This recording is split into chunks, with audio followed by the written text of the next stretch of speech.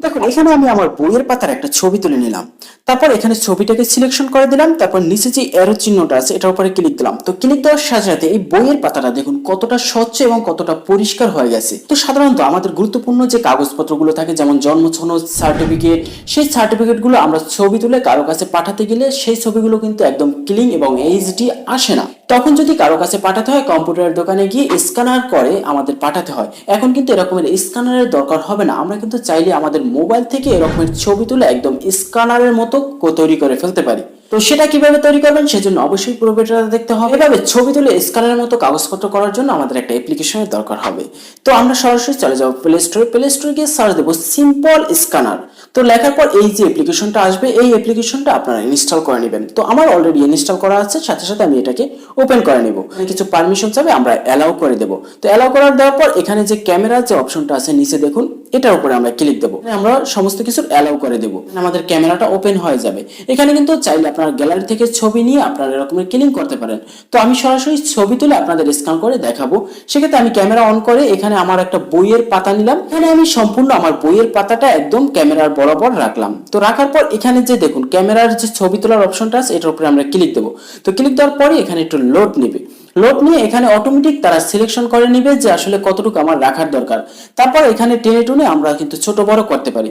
তো দেখুন এখানে আমি একটু ছোট করে নিলাম, যে বাড়তি অংশগুলো আমার দরকার নাই। তো করার পর এখানে যে নিচে অ্যারো চিহ্নটা আছে এই অ্যারো চিহ্নটার উপরে ক্লিক দেব। এটা কিন্তু একদম ক্লিন হয়ে যাবে। নিচে দেখুন এখানে আরো অসংখ্য কালার আছে, যেটা আপনার পছন্দ অনুযায়ী আপনি করে নিতে পারেন। তো আমার মনে হয় এই যে কালারটাই বেস্ট এবং আমার লেখাটা কিন্তু স্বচ্ছ দেখা যায়। এখানে আপনারা চাইলে যে ছবিটা তুলছেন সেই ছবিটাও কিন্তু দেখতে পারেন। যদি আমি ফটোর উপরে ক্লিক দিই দেখুন কি রকমের দেখা যাচ্ছে, একদম ঘোলা ঘোলা। আর এটার উপরে ক্লিক দিলে একদম ক্লিন লেখাগুলো দেখা যাচ্ছে। আমার মনে হয় এই যে ফার্স্টেরটা এটাই ঠিক আছে। এটার উপরে আমি ক্লিক দিয়ে এখানে যে নিচে টিক মার্কটা আছে এটার উপরে আমরা ক্লিক দেব। এটা কিন্তু সেভ হয়ে যাবে। তারপর পুনরায় আমি আবারও একটা পেজ স্ক্যান করব। তো আবার আমরা পুনরায় যে ক্যামেরা অপশনটা আছে এটার উপরে ক্লিক দেবো, সাথে সাথে ক্যামেরা ওপেন হয়ে যাবে। সেম ভাবে আমি একটা বইয়ের পাতা ধরে আবার আমি ছবি তুলে নেব।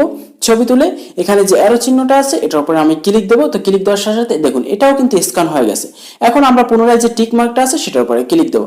ক্লিক দেওয়ার পর এখানে কিন্তু দুইটা পেজ আমরা স্ক্যান করে নিলাম। এখন এগুলোকে আমরা সেভ করবো কিভাবে, আপনারা চাইলে এগুলো একসাথে পিডিএফ ফাইল অথবা ইমেজ করে সেভ করে রাখতে পারেন। এই যে ফার্স্টটার উপরে চেপে ধরবেন, তারপর এটা সিলেকশন হয়ে যাবে। তারপর পাশেরটাও সিলেকশন করে এখানে যে শেয়ার বাটনটা আছে এটার উপরে ক্লিক দিবেন। তো ক্লিক দেওয়ার পর কারো কাছে যদি পাঠাতে চান তাহলে এখানে আপনারা চাইলে পিডিএফ অথবা ইমেজ করে ইমেলে পাঠাতে পারেন অথবা হোয়াটসঅ্যাপে পাঠাতে পারেন। তো আমি এখানে পিডিএফ করে পাঠাতে চাচ্ছি, তো আমি এখানে পিডিএফ এর উপর সিলেকশন করে দিয়েছি। তারপর আমার হোয়াটসঅ্যাপ, মেসেঞ্জার সমস্ত কিছু কিন্তু দেখা যাচ্ছে। এখান থেকে আমরা চাইলে যে কাউকে শেয়ার করতে পারি। তো আমার এগুলো শেয়ার করার দরকার নাই, আমি এখান থেকে ব্যাক দিয়ে আসবো। আমি এখন এটাকে গ্যালারিতে সেভ করব। তো গ্যালারিতে সেভ করার জন্য উপরে যে তিনটা দাগ আছে এটার উপরে ক্লিক দেবো। ক্লিক দেওয়ার পর এখানে দেখুন লেখা আছে সেভ টু গ্যালারি। তো এটার উপরে ক্লিক দেবো। তো ক্লিক দেওয়ার সাথে সাথে এটা কিন্তু গ্যালারিতে সেভ হয়ে যাবে। এখন আমি যদি সরাসরি গ্যালারিতে চলে যাই দেখুন একদম কতটা স্বচ্ছ। যদি আমি জুম করি দেখবেন এটা কিন্তু ফাটবে না, একদম ক্লিন থাকবে। এখানে আমার অরিজিনাল ছবিটা আমি দেখাচ্ছি, দেখুন এই অরিজিনাল ছবি এবং এই স্ক্যানার ছবি দেখুন কতটা স্বচ্ছ দেখা যাচ্ছে। তো এভাবে আপনারা চাইলে আপনাদের গুরুত্বপূর্ণ যে ডকুমেন্টগুলো আছে সেগুলো এই রকমের মোবাইল দিয়ে স্ক্যান করে কারো কাছে পাঠাতে পারেন, অথবা আপনার মোবাইলের ছবি তুলে সংরক্ষণ করে রাখতে পারেন। পরবর্তীতে যদি আপনার দরকার হয় তাহলে যে কোনো দোকান থেকে প্রিন্ট দিয়ে রাখতে পারেন।